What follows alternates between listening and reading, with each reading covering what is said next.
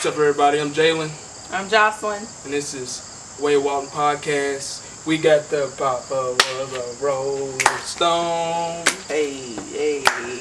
Wherever he laid his head. There we go. Here we go.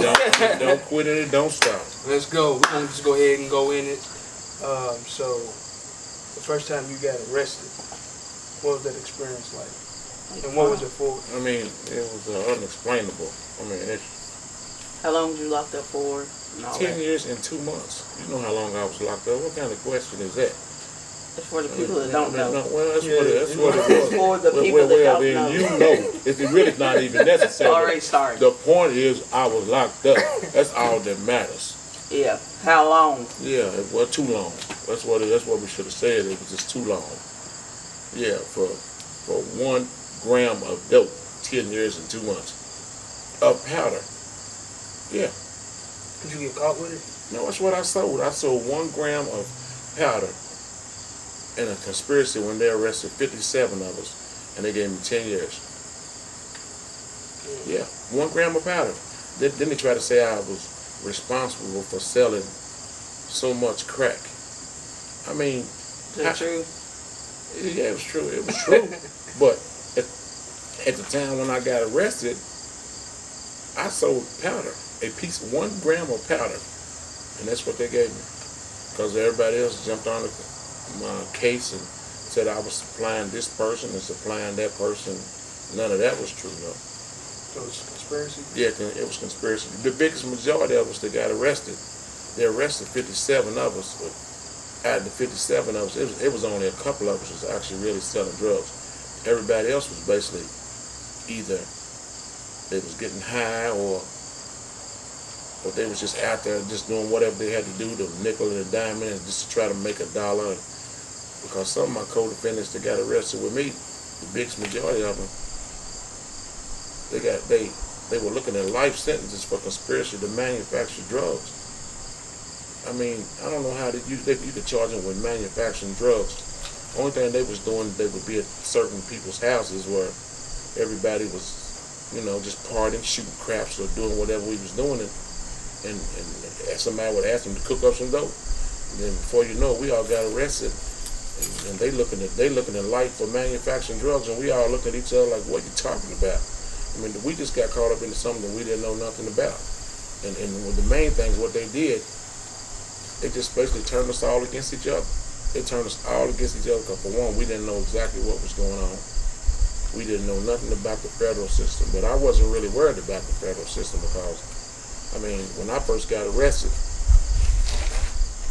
I was 2 counties over on the interstate. And a friend of mine called me and told me and said, they having a drug bust and they got one of your cars on the back of the wreck.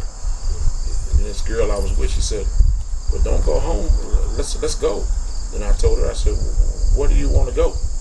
Where can I go? I can't run. They're gonna catch me sooner or later. But I thought that it was maybe the state police that whatever. I didn't have no idea it was federal. It was a federal case. So before I told her, I said, that ain't no problem, baby. On the way I was telling her it's not a problem. It's not gonna be a problem because I had a lot of money at the time. Where'd you put all that money?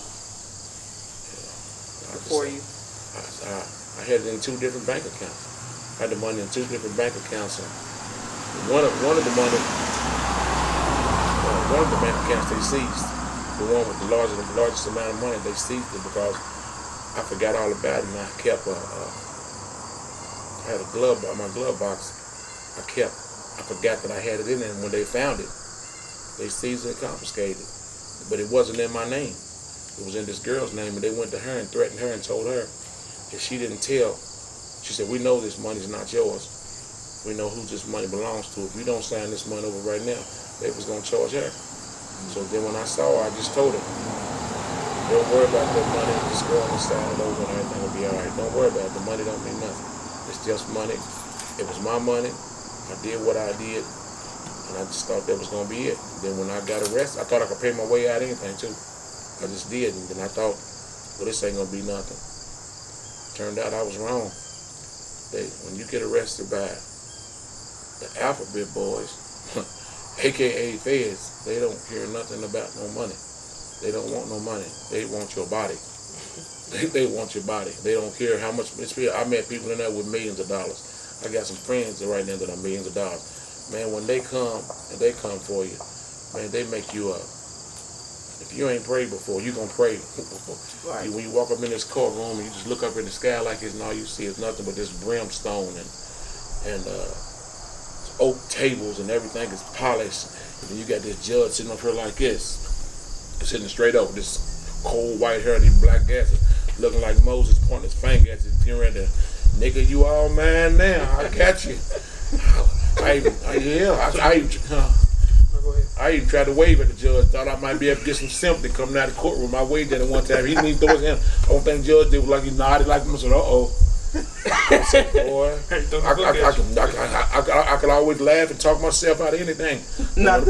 But this time I did like this. When I waved at him, hey, Ron, how you doing?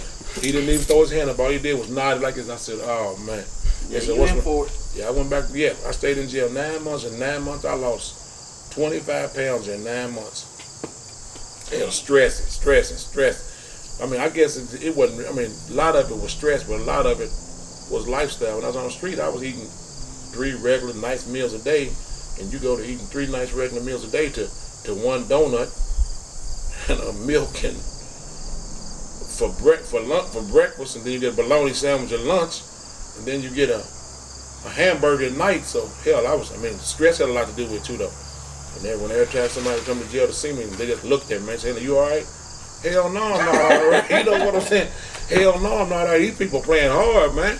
I mean, they when they come for you, man, they make you see cats pray, they ain't never prayed for in their life, man. I'm trying to tell you. These guys, when they come, man, they don't play, man. I mean, they really don't play, man. But this is just in Kentucky. I met some guys when I was locked up.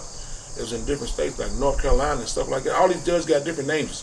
Hang'em judges and Hang'em High judge, and one judge said in another state that before I leave the bench, I'm gonna give over, pass out more than 1 million years to people. Man, these dudes don't play, man. These are different type of dudes here, man. They actually competitors with each other. To me, what do I think? And the biggest majority of these judges are in their 60s and 70s. They go all the way back to the civil rights movement. They went from the street, and to me, they went from the street, from marching in the streets to watering the brothers down to behind the bench. Because there's no way possible you should have gave no 57 people the amount of time that they gave us. It's no way possible. You had to know there's no way possible that this was even close to even being right. None of it was right. What was your sentence? It was conspiracy to manufacture. Conspiracy to distribute cocaine. Manufacturing that for making one control buy. Then got with conspiracy because they got us with conspiracy because everybody in the conspiracy, we all know each other. How could that be a conspiracy and we all grew up with each other? This conspiracy around me because I own a grocery store. And the only reason why this centered around me because I own a grocery store and everybody came out and hung out at the grocery store to make it, and the informant made it seem like that I was the one. No, he didn't make it seem like I was centered around me. He went back and told him that it was me, that I was the one that was had all the dope. And the reason why he did that because he was my cousin. But not just that, he didn't like me. He didn't like me because he had did time before, and I was locked up with him before, and we got into an argument about him once and some shit he was doing that I didn't appreciate. I said, man, and then that's what that was about. So that was his way of getting back at me to try to put everything on me to give me as much time. But the only thing the store was doing, we wasn't, don't get me wrong, we was catching a couple licks there and a couple licks there out of the store. But the big majority of the time, we wasn't selling no dope. All we was doing was just in there gambling, and we didn't have nowhere else to go. We didn't have a youth center. We couldn't go down to the Y. We just in there shooting dice, making money, playing cards, and just living, man. That's all we was doing, man. That's all we was doing. There wasn't nothing else. I remember being in there little, like, I saw them. I just remember eating chicken wings and fries. I didn't know what was going on. I didn't know what y'all was doing. I just heard a lot of cussing and playing music, and stuff like playing that. Music and playing poker. A lot of this, I didn't know what. I thought y'all was rolling dice. I thought it was some jazz or something going on back there. Or something. We was rolling dice. We was playing dice. Every day it was always something. But I was actually really sick of it, man. I was right before we got arrested. I remember one day I was talking to a friend of mine. We were standing inside the store.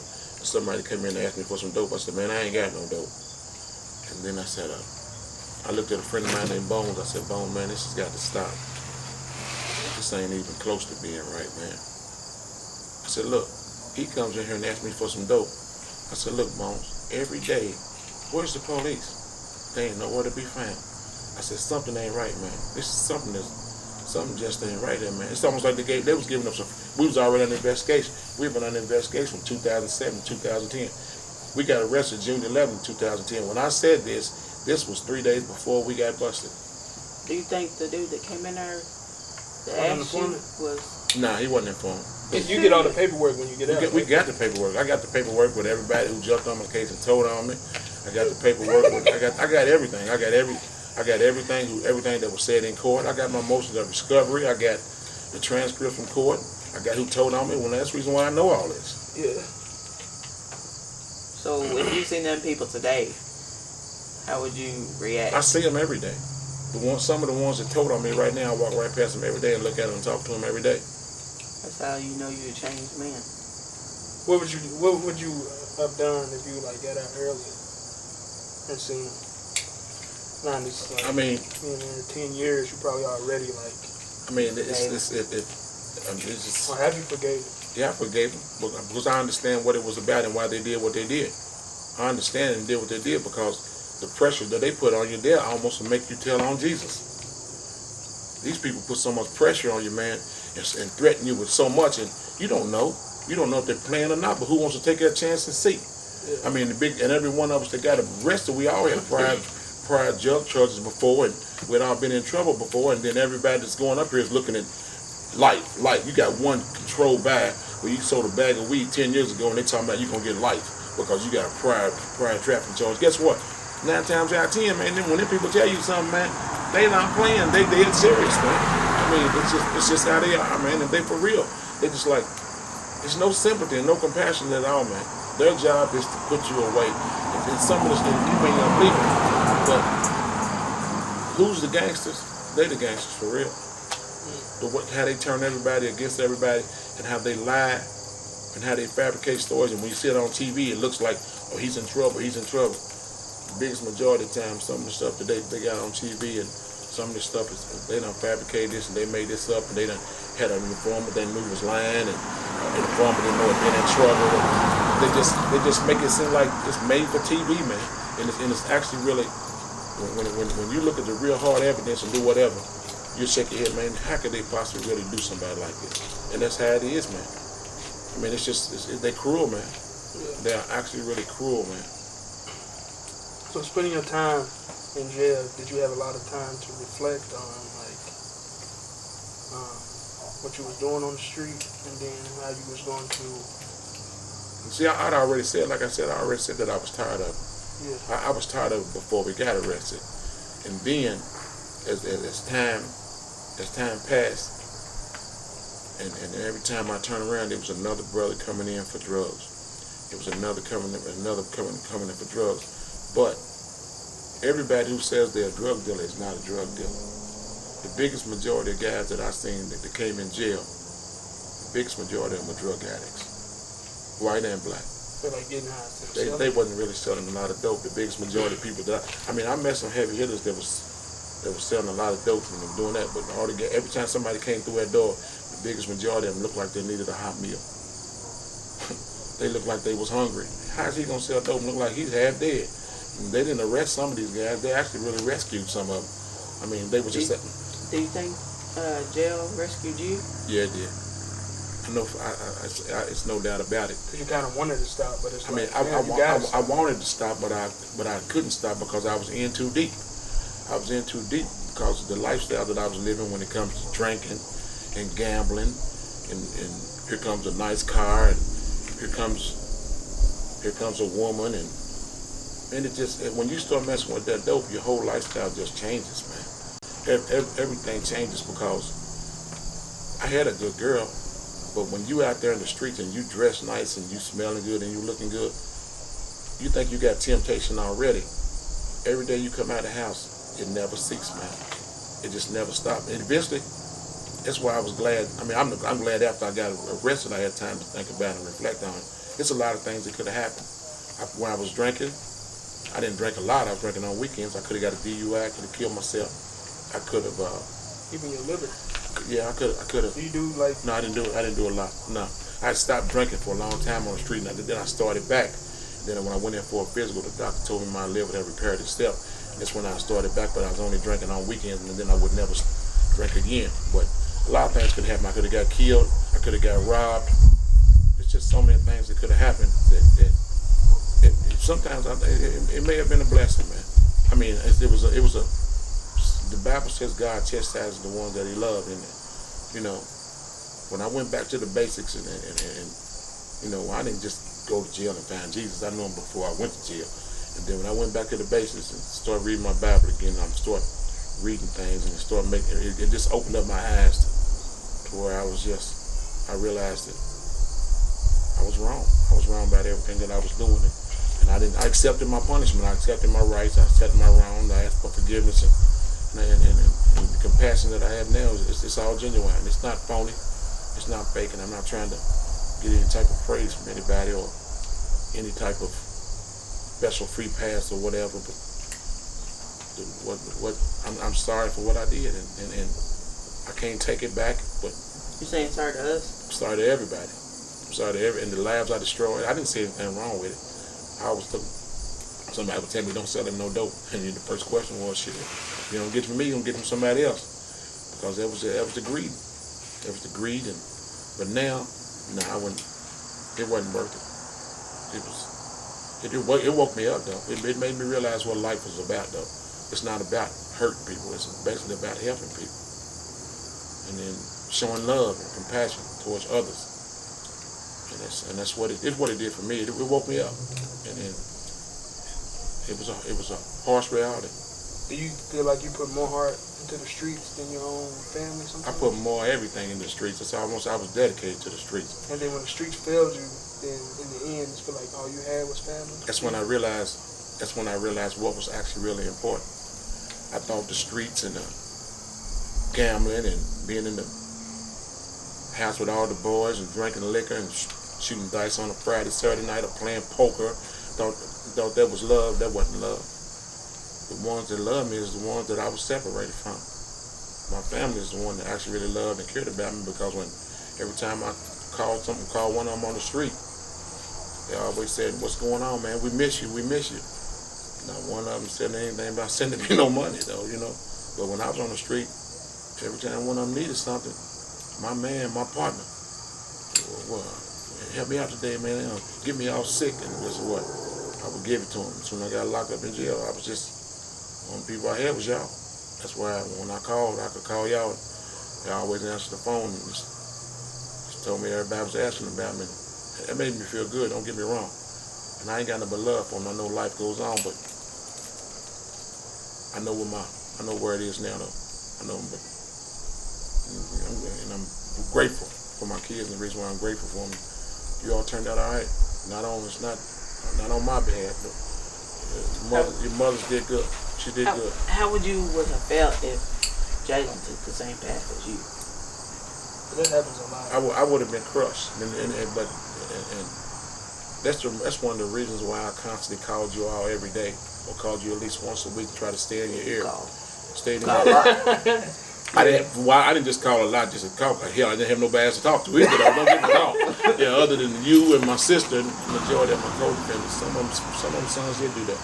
Some of them sons took that path and chose that direction to, I guess, glorify their father and glorify the streets and sell drugs. And the biggest majority of them in jail. And then some of them just got out and still went to jail. Some of my co-defendants are dead or whatever. But I was just blessed. I'm just blessed that none of my kids, everybody finished high school. Some of you went on to do some other great and wonderful things, and I couldn't be more proud of you all than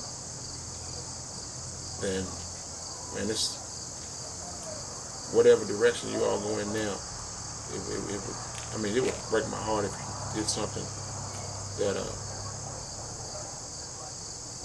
got into something, but I don't think it could possibly happen because you are on the straight and narrow, and it's already instilled in you. But I would never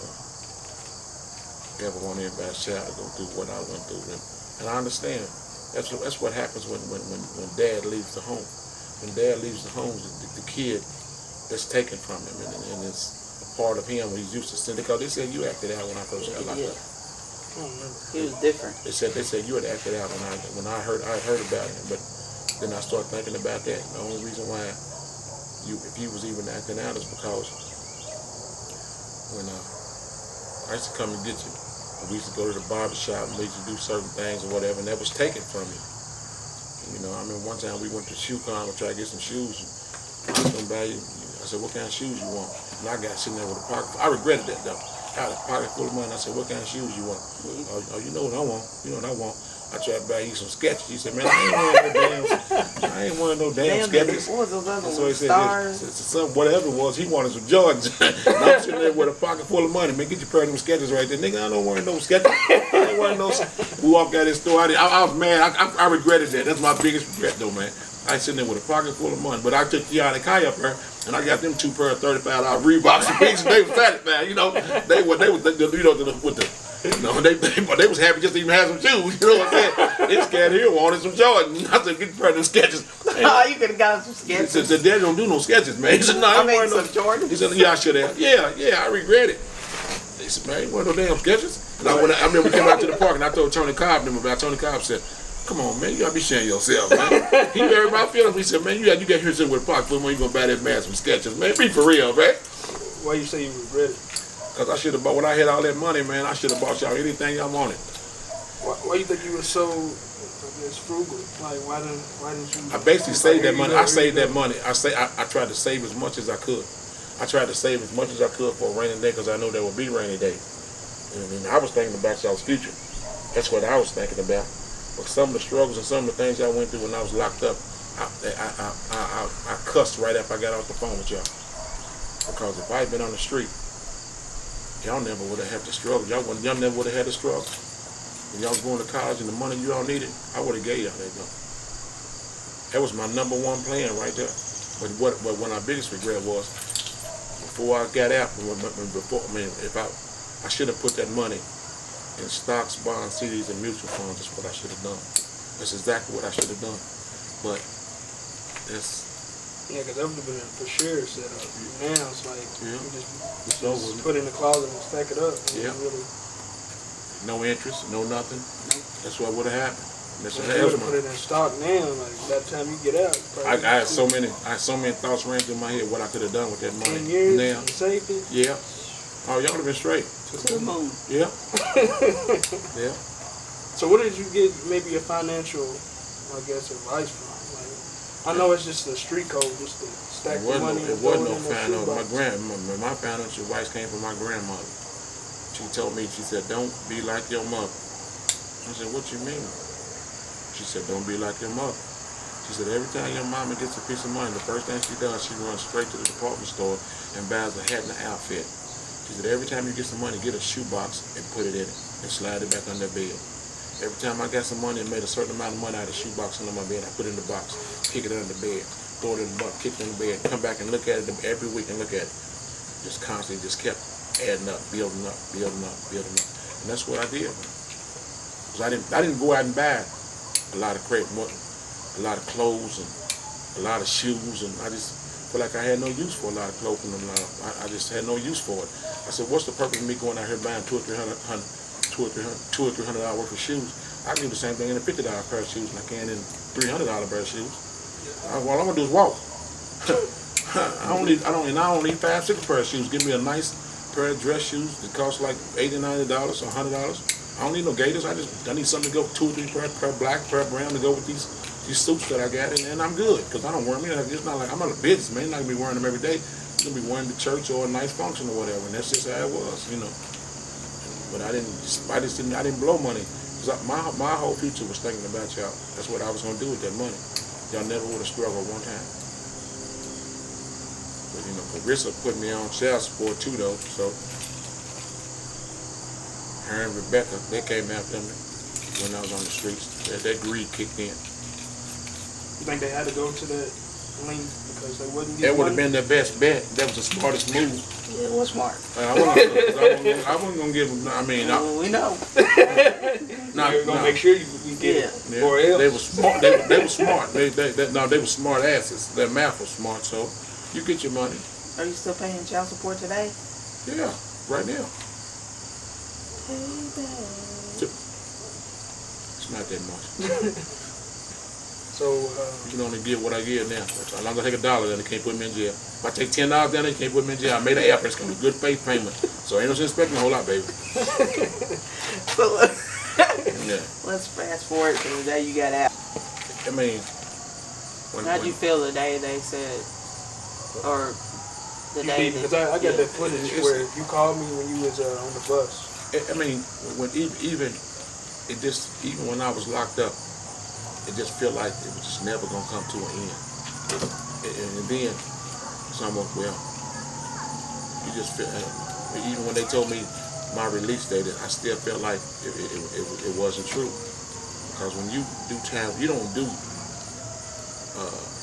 time with them like you do with the state or whatever. They give you months. They give you 100 months, 300 months, 200 months. I had 218 months, and it was reduced from 218 months to 151 months, and I did 10 years. After 2 or 3 years, and you already know you still got 6 or 7 more years left to do, it's almost like you get a feeling that you feel like it's not going to end. It just feels like this ain't going to end, man. And that's what it felt like, man. It just feel like. And then every time you call home, somebody's dying. Somebody's dying. You get like, it's almost like it's a numbing feeling, man. Did you go to your mom's funeral? Nope, they wouldn't let me. It's a feeling. They take something from you that Or Granny's funeral? no, it's a feeling.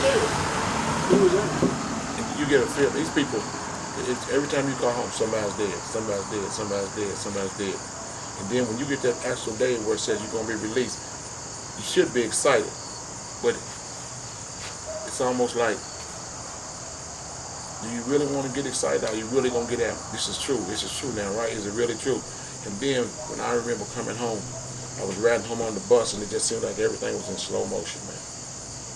And I'm just looking at everything, man. I'm on Really the bus. out here. I said, damn, I'm really out here, man. This is actually really true, and I'm actually really free.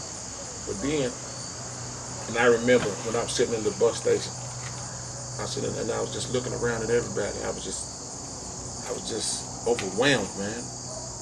How I actually really felt. I didn't even know if I was happy, if I was sad. I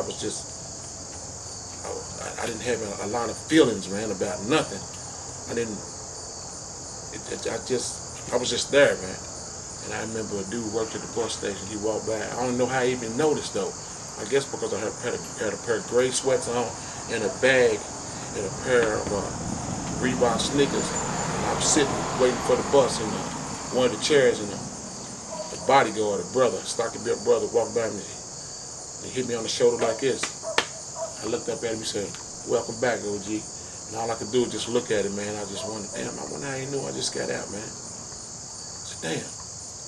He said, OG, good to see you, man. Welcome back. I didn't even know the dude, man. When he said that, man, I said, damn, this is going to be something else. And then you think you're free. And then when you get to the halfway house, you really think you're free then. But you ain't even close to being free, because you get to the halfway house, the only thing they want you to do is go to work and come home. Go to work and come back. Go to work and come back, because you're trying to transition to go back to the world. And you're expecting and thinking that you're going to get out, and this is it, this is it. They still have you think you still have one foot in the street and one foot still in jail. And if you make a mistake in the halfway house, You going back to jail? don't show up when you're supposed to. It's weed and it's all kind of stuff that goes on in the halfway house too now. You can make one mistake, and guess what? You're gonna sit right back in prison again, all over again. And they take that 6 months halfway house that they give you, and your ass is back in prison for 6 more months, and then you go home then and whatever. But it just took me a long time, and then when I got out, it was like everything wasn't what I expected. Hold on, let's go back real quick. So when you say you get phone calls from home, how was it like missing like graduations and stuff like that? You seem like happy on the phone, but it's like, yeah, I tried to How'd you feel when you got off the phone? When I got off the phone, that was probably the worstest more than anything, because here you all was going to graduations and doing all this thing, and I was just imagining when I left the street what size you all were, what you look like, and I would always, and then I'm listening to your voices change over the years, and I'm listening to this and I'm listening to this. First, when I left the street, there was some all this. Next thing I know, I'm talking to you. Yeah, you know, everything's gonna be all right. You know, I said, damn, man. And then when I seen you, it's almost like, damn, man. Time really does fly, man. And then, you know, Terry sent me a lot of pictures of you all too, though. She sent a lot of pictures. She kept me up on a lot of things too, though. And she helped a lot. But when I saw you, compared to listening to you on the phone and looked at you, man, it was like, damn. That's all. 10 years ago. Damn. Last time I seen you, last time I seen your ass with shit in your nose all snotty, man. You know what I'm saying, man? So, okay, back to the halfway house. So you say it was hard to... It was hard to adjust. Like you still had a boot, like a... what is it called? Like you still had a arrow on your back or something. Still got to be something. I mean, they're not respecting you in the halfway house. They just... You got some people that supposedly counselors or whatever. And they try. You see them every day? Yeah, no, they see you once a week. They just going through the procedures and talk to you, and anything we can help you with, anything. They weren't trying to help nobody. They waiting to get a paycheck, and you are their paycheck. And after they talk to you the first time, ask you a couple questions, they laugh with you, they joke with you, and after that, when am I gonna get out? When am I gonna get out? Oh, you gonna get out? You gonna get out? When can I go find a job? When go to the job? Are we trying? They wasn't trying to do no more than what they said they was doing. And then when you do get out, and you start. You got to catch the thing. Everything is different, because you used to laying down every day from 9:30 at night to you get up at 6 o'clock in the morning or 5 o'clock in the morning to go eat. And then you out ripping and running all day, doing everything, going playing dominoes or cards or watching TV all day long in one room. Or I didn't prepare myself like I should have, because I never been through it before. But now you're at the halfway house. So how long do you have to be in jail to go to the halfway house? Like 5 to 10 years? No, everybody goes to the halfway house. Everybody, but everybody don't get the same amount of time at the halfway house. Sometimes they might give you 6 months halfway house. Sometimes they might give you a month halfway house. And next thing you know, to give you a month, every time to go get on out of here. You might go to the halfway house without a job, and next thing you know, you ain't got no money. You hit the street, you penniless, and guess what? Damn, it's tough. So did you have to find a job on your own, or did they help you? It's a board that comes up every now and then to where you might be able to find a job. But when I went to the halfway house, you couldn't get a job because COVID-19 came through, and we had to stay in the halfway house all day, every day. We couldn't even leave and go nowhere. So you're talking about that was actually really tough. You can't go nowhere. You can't get no job. You can't do nothing. You stay in this halfway house. I was stuck. A couple of people that did have jobs, they would let them go out, but they had to come back at a certain time. But with me, all I had was $800 to my name. And then when I got out, drinking, paying a little bit of bills, and paying people money to stay here, and paying money to stay there, and splurging and getting high and whatever. Job was the furthest thing from my mind. But if I had to do it all over again, when I first got out of the halfway house, I should have hit the ground running. I should have found a job. I don't care if it would have been as much as washing dishes or anything, because that's what I should have done. But I didn't. I was just living life and thinking, oh, I'm back. No, I wasn't back at all. Yeah. Did you ever have any temptation? Yeah. Going back to Oh yeah, a couple of people even approached me and asked me, sure, man, you need this, you need that. Try to even give me some drugs. Even to this day, some people still try to talk to me and do it. And I could do it and could do it, but I just can't. I can't do it, man. Because the people now, actually, with the drugs that they have right here now, are probably worse than it was when I was on the street. They didn't have, they was there, but it wasn't here. When it comes to heroin and meth and all this other stuff and fentanyl in it, man. If I went out here right now and sold some drugs to somebody, something's fentanyl, kill them, and you're going to get life in prison for doing it. But my conscience is not going to let me do it, man. I just can't do it. I have no desire to even do it anymore. It's not even there. It don't even exist. So what would you tell somebody that is doing what you used to do right now? I mean, I can't tell them nothing. I can't tell them nothing. But if they would ask me, I would tell them, you're making a little bit of money here and there, but it's actually really, according to their stats and the Department of Justice, the criminal justice system, you make more money working at McDonald's than you do selling drugs in 1 year. Because you might make $1,000 selling drugs, but you might make it in you might make it a day. But what you gonna do with it? What you gonna buy? Some clothes? You gonna buy some cars? You work at McDonald's right now, you're gonna respect that money actually even more. How you gonna respect that money? You're not gonna blow it. With drug money, you don't respect drug money. It's nothing to go out here and sell some drugs right now. As soon as you get it, first thing you do is you're gonna put a nice system in it, and you're gonna do this and you're gonna do that. You're gonna buy all these clothes and you're gonna throw them in a pile once you take them off, and you can keep doing the same thing all over again. You just don't respect the money. But when you get a job, your priorities change. Everything changes. Yeah. You don't just take. You're not gonna get out here and work every day and just take your money and buy a bunch of old goofy ass rims and do a bunch of crazy stuff with it. Every dollar you get is gonna be every dollar you get is gonna be calculated now. I gotta pay this. I gotta pay this. I gotta pay this. I can put this in the bank. I can do this, and that's how it's gonna be done. But with that dope money, here, go get a fifth. Here, let's go to the mall and get some clothes. You gonna wear the clothes tonight. Are they throwing tonight? Okay, you gonna put these clothes on tonight. You gonna look nice when you come out when you hit the club. Everybody, my man, he's sharp. Once you get the clothes, you're gonna take them off, throw them in the clog over in the pal. They'll be all right till you probably never wear them again. Probably still got drugs and money in your pockets of them and all that. That's just how it is, man. But when you get that job, your priorities change, man. Everything changes, and it gives you a self-worth too, though. It makes you feel like now you're doing something positive, man. But you don't respect drug money. You don't. And the biggest majority of people that sell drugs, very few people make it out with something. The biggest majority of people that I know that sold drugs, when they hit the streets, they get out, they just like I was. But walking away on top don't make you no loser. But the biggest majority of people are not gonna walk away. You're not gonna walk away. It's too much to walk away from.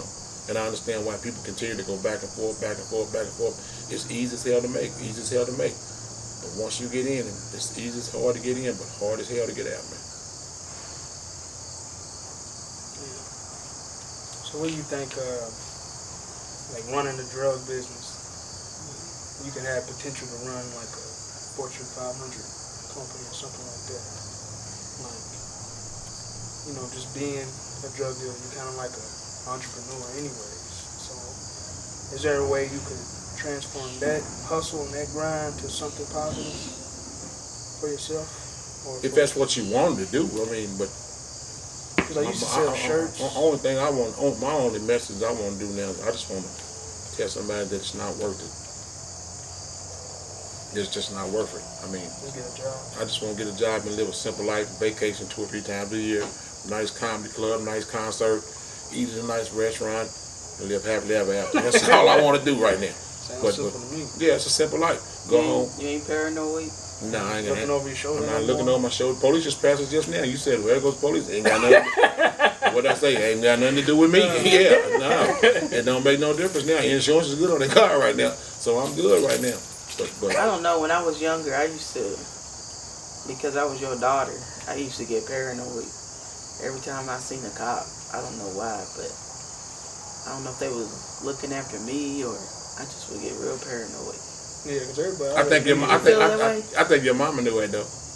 I think she knew.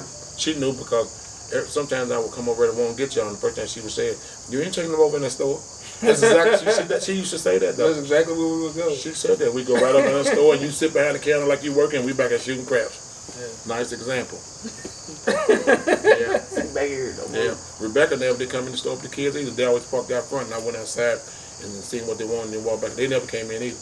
Not one time as far as Kiana and the guy came in.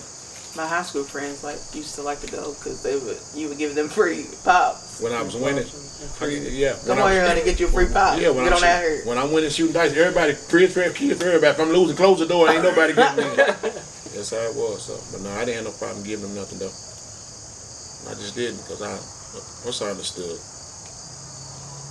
I understood how it was. Growing up, you ain't got no father. You ain't got nothing. Cause a whole lot of kids were coming out some days. Ain't got no money, and I had a little sign up right in the store: if you're hungry, don't steal, just ask. And I meant that though, but I knew how it was. How does it feel driving past Sir now? Relieved. It's actually really a relief. I have no jealous, no envy. I don't wish no bad luck on it, and I hope it succeeds or whatever. But I don't have any hard feelings toward it. It don't even bother me now. I wish him well. See, you don't have your gold tooth in no more. What happened with that? Got hit in the mouth on the basketball court. I was going this way, got hit in the mouth by a guy by the name of Booker, who was in the basketball court. And I was standing this way. He's not playing no ball. Oh yeah, ask him. Yeah, I was doing my thing, baby. Was it a basketball or was it like? It was no. It wasn't no pow. No, that ain't happening. Can I have your cold bread? No. Yeah. If you got hit in the mouth, I still been in there. Yeah, that would have been. I'm sorry, boys, but extended stay. You know what I'm saying? But no, he accidentally hit me in the mouth with an elbow. He apologized to me after it was over with, but I was gonna take it out of my mouth anyway. And the reason why I was gonna take it out of my mouth because when I went to Texas, they sent me to Texas. First, I was in Bastrop, Texas. And like I said, I've never been locked up before. And everybody I seen when I got locked up, everybody in Texas' mouth looked like Fort Knox. They look like everybody. You talking about the old from the first tooth to the last tooth, all the way around. And I ain't lying. Everybody down south, it's mouth full of gold, man. I mean, it's this stereotype that and then I would hear some of the conversations with some of the people, listen to them. Some of the even brothers would even talk about each other. Man, remember all them caps all over your teeth and shit, though, man. I was gonna take it out. Don't get me wrong, I was gonna take it out, but he took it out for you. They loosened it up. They loosened it up to where they couldn't fix it. But I'm getting ready to get some implants soon, though. That's coming next, though. Yeah, that's what's getting ready. God willing, that's what's gonna be next. But that's what happened to it. But I was gonna take it out because I didn't like it. Look like a big old bar of Dow soap. I remember asking you if I could get one. I'm glad you didn't give me one. Yeah, I hate it. You wanted one? Yeah, you didn't need it, and I'm glad you didn't. I'm gonna tell you something else I hate more than anything. It just, man, to each his own. I don't care, but I just hate it, man. I just hate tattoos. I hate tattoos and gold teeth now because everybody. Jail? Yeah. You seen it so much? I seen so much of it. It was almost like I seen them with tattoos. I seen some dudes come in with tattoos where his whole face was actually really covered, man. And I'm looking at this dude with all these tattoos all over his face, and I'm saying to myself, what in the hell could you possibly be thinking about? Was he Mexican?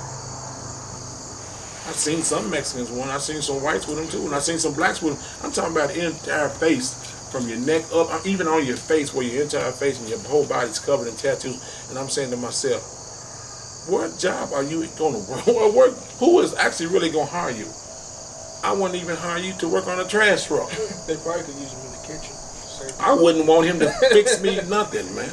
I mean, I seen tattoos and gold teeth, and it just turned me against it. I don't have no problem. If you want to do it, somebody else can do it. But to me, it just seeing it all the time, and everybody. I mean, someone got some nice ones. Ain't nothing wrong with having a couple of them, but why do you need them on your face, on your head?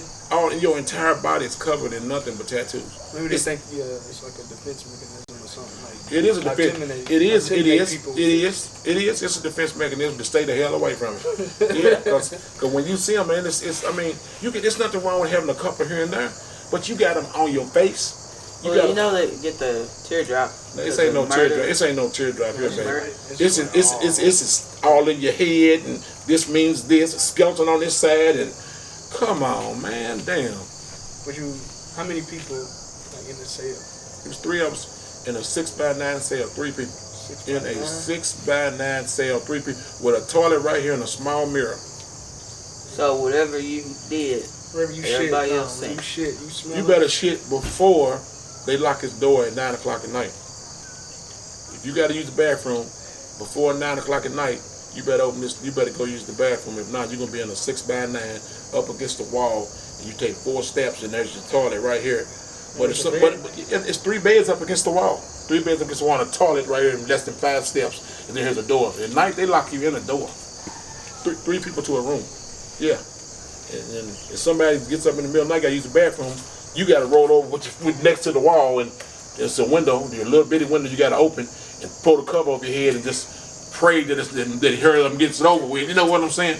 And that's how it was, man. no air freshener in jail. No, ain't no air freshener, baby. They don't sell it. You might get you some toilet paper roll and put some deodorant on it and make a lighter and light it and give you a little crazy scent for a few minutes. But other than that, no, man, it ain't. Tell us about one of your meals that you created in jail. I mean, they come up with all kinds of meals. I mean, I remember these guys. The biggest majority, a lot of people don't even eat in the cafeteria.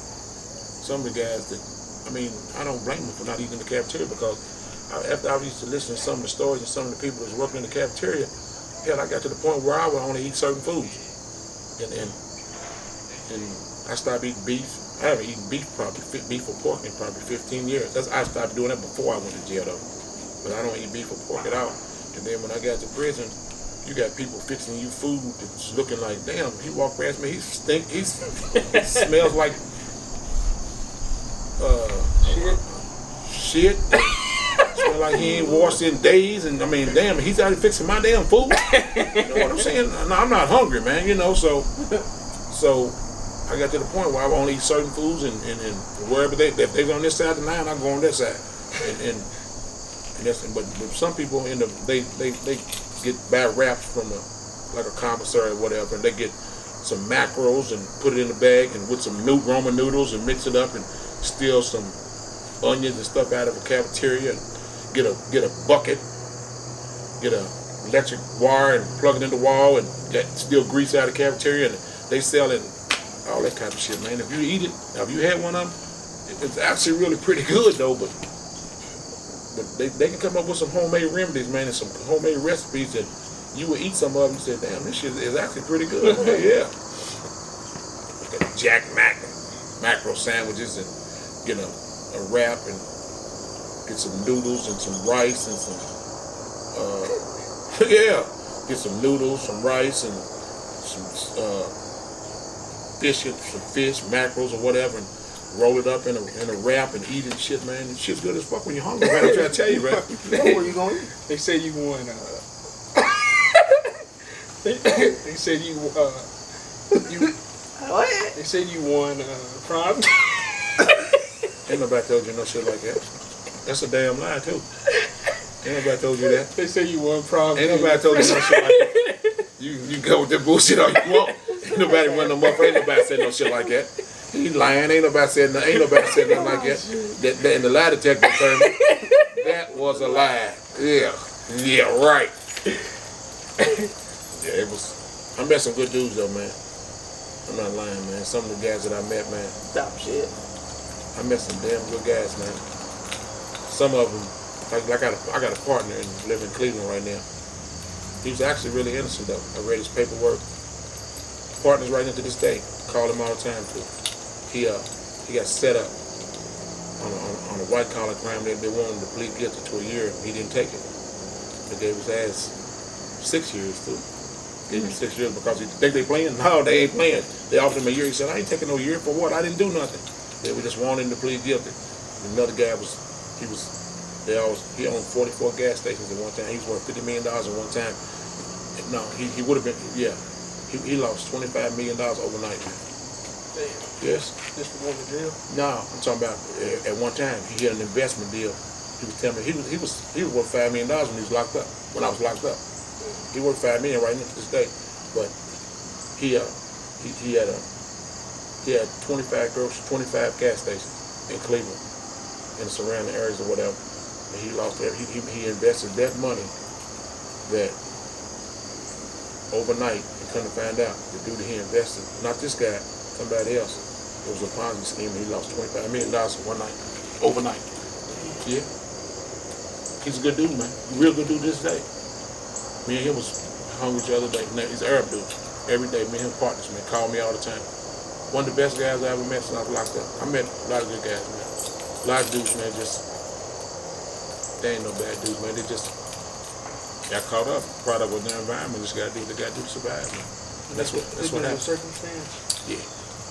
You growing up, single parent home, living in the projects, got nothing. Ain't got no daddy, don't know who your daddy, mama strung out on drugs. You're just trying to survive. Just you live or die. That's what some of them had to do. They coming from some rough parts, man. Compared to where I come from, compared to where they come from, I'm a millionaire. Because if you listen to some of the stories, how they grew up and how it was, and murders every day and killings every day. I never experienced murders and killings every day. All the friends that I grew up with, we all grew up. I didn't grow up with some of the friends and they say, we get killed tomorrow, killed today. It made me sort of appreciate a lot of things. Yeah, everything that I took for granted, I no longer take for granted. They tell me about childhood friends, getting head blowed off, killed, had to eat starving, and some shit they had to do. I didn't have to do none of that. Not where I live. I had it made compared to them. I had a lot of sympathy for them. I should respect them all. They respected me. I understand. I just understand that. What I didn't understand, it was an enlightenment for me. It woke me up to a lot of things. So what about your childhood made you resort to selling drugs? Was it a hard on? No, man, I just did it. I just glorified. You can get caught up, man, at a certain age. And like I said, where I live, it was the youth center. I live right where 7th and Hanson Street is. That used to be a youth center. And I used to sit there all the time when all the old guys were shooting dice and drinking wine and music, the cars parked here, and all of them dressed nice and everybody on the knees shooting craps. And I just thought that was the way it goes. Look at this, man. This is a hell of a life. This is all right here. Then I see some of them older guys that shooting dice and they get out and next thing you know, one of them went to prison. He gets out and still walking and talking the same old way, doing the same old things, and then before you know it, start out stealing pop bottles and bicycles and smoke rims. And next thing you know, here comes marijuana and weed. Next thing you selling dope and you making money. You thinking you're doing something, but they're not showing you, or they're not telling you about. They're not telling you that there's consequences and repercussions to go with this now. There's a jailhouse right there. There's a stick-up man right there, and there's a cemetery right there. And they didn't tell me all that. I never thought that existed, but it exists. It does happen. It's gonna happen. You know. And I never seen very few people, like I said, do it and get out. Where everybody I know, and the biggest majority, this is what's really funny about it. The biggest majority of friends that I have now that are doing drugs, I learned from them. They was actually really selling dope and introduced me to it, and now they doing dope themselves. They're walking around here and like they don't even know what day of the week it is right now. You know what this stuff does to you, and you out here doing it now. I mean, why would you continue to do it? And half of them look like The Walking Dead, man. And that's how it was. And that's what got me into it. Just glorifying it, making it something. I mean, I didn't have no father. My mother was my father. She could only tell me what to do and go to school and do this. But when school's over, shit, I'm watching the old guys drinking wine and talking shit and shooting crap. Shit, this is cool right here. And no telling what I could have done if I would have stayed with it. Because hell, in football and basketball, I was actually pretty good. And then the coach said something I didn't like. Man, fuck you, ain't talking about nothing. You ain't talking about shit. You know, I did play 1 year. I finished the season, but every other time I played, if the coach said something wrong or got me doing something I don't want to do, shit, I know where I can go where I'm accepted. I get the corner, go with my partners and get us some wine and talk shit and shoot some craps and listen to some music. Not knowing if I stuck it out and stayed with it, no telling what I could have done, man. It's just I think about that all the time, man. I just do, man. Because I was actually pretty good. I was asking my friend. But that was then, this is now. So what do you see, well, like, what's a good way to give your debt back to society? And that's the only way you could, you can't really, regardless of whatever you do, everybody's not going to believe you. Some people are going to believe you, some people are not going to believe you. But the biggest majority of them are sitting around wishing and waiting and anticipating. They're wishing, waiting, anticipating something bad to happen so they can say, first thing they say is, I told you. Yeah. That's what they're waiting on. Very few people are rooting for you. But get out here and just start preaching to people and telling somebody what they should and what they shouldn't do. If you let your light shine, how do you let your light shine? You have to lead by example. But the main thing is, if you're gonna do what's right, you just gotta be aware and you gotta be available.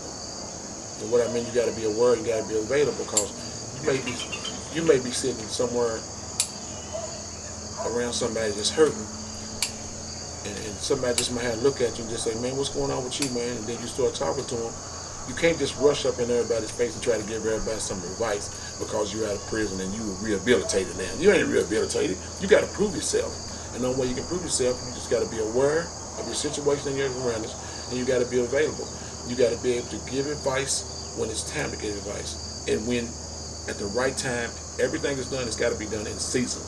At the right time. You know, that's what the Bible says. Everything's got to be done in season. Time to laugh, time to kill, time to cry. All that. You can't just run up everybody. You're going to be all right. You're going to be all right. I got you, man. I've been through this. You can't do that, man.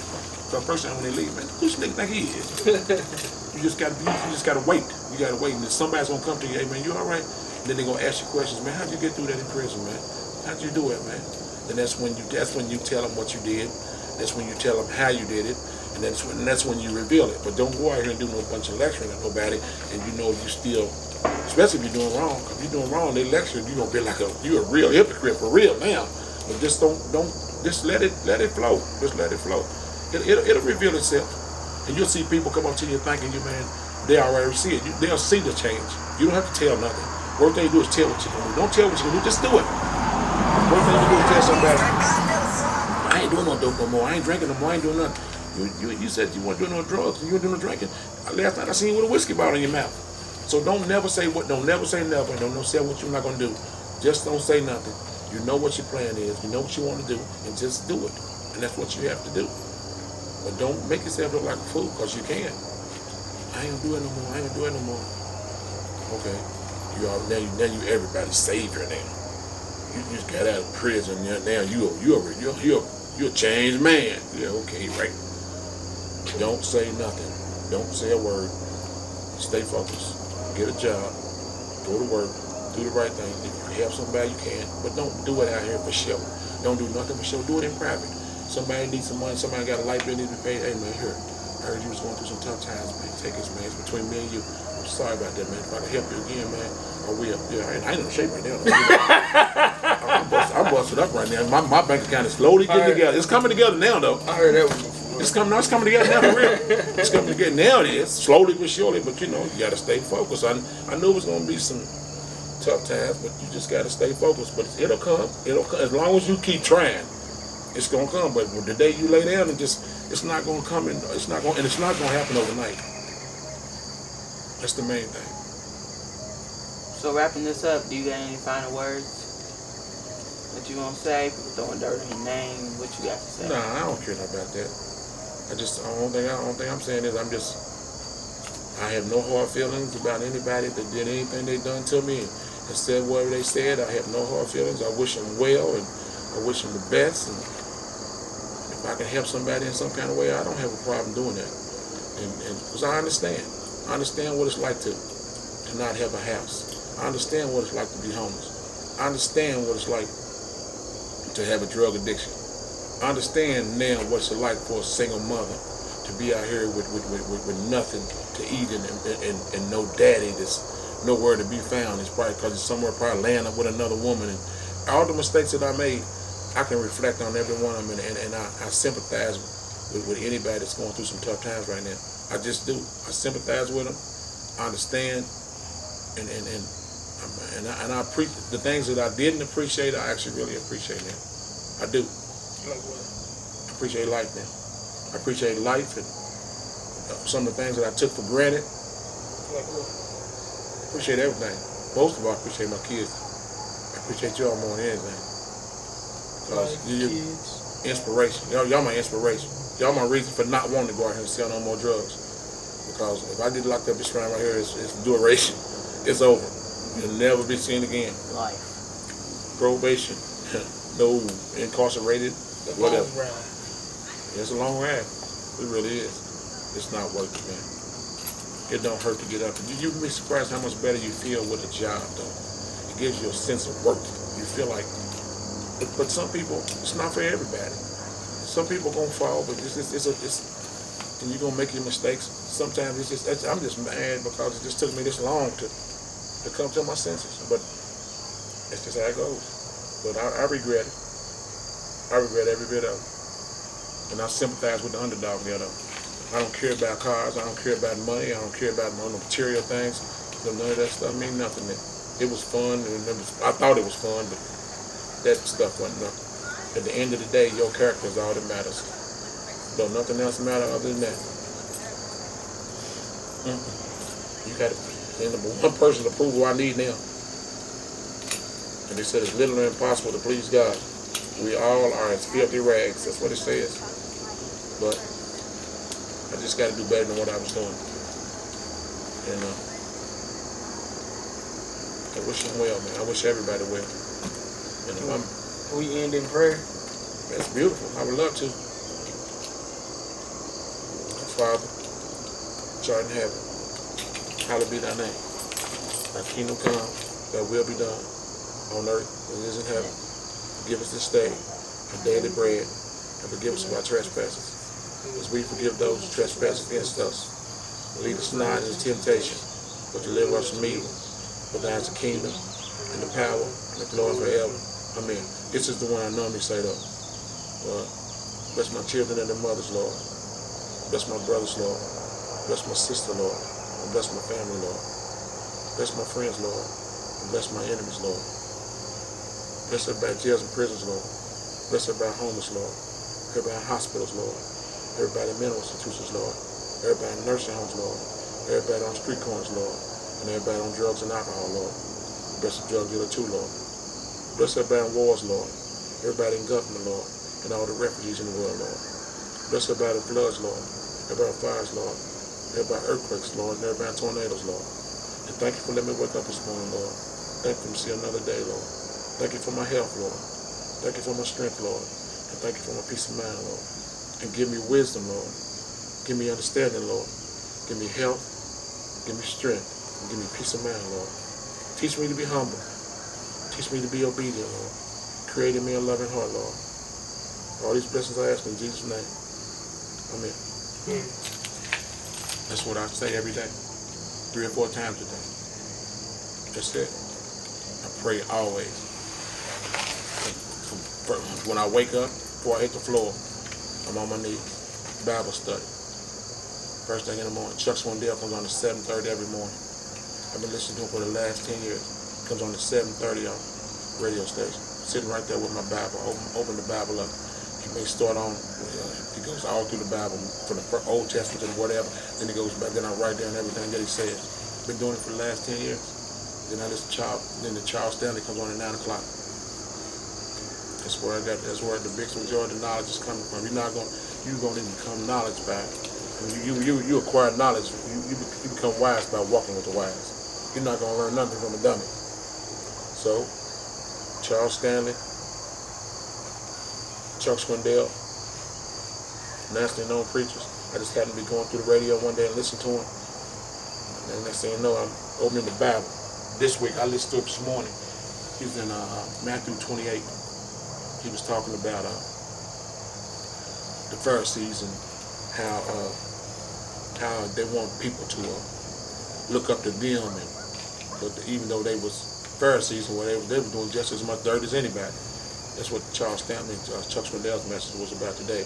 And don't never refer to nobody as a reverend. You don't give reference to anybody, give reference to God. Don't give reference to no man, because we all are equal. That was his message today. But I listen to it all day, every day. Every day he comes on, 9 o'clock when I'm in here opening that Bible up. Wherever he's talking, I'm right here listening to him every day, and I'm following him step by step and listening to every word that he's saying. He's doing it, and then I'll come back at 9 o'clock.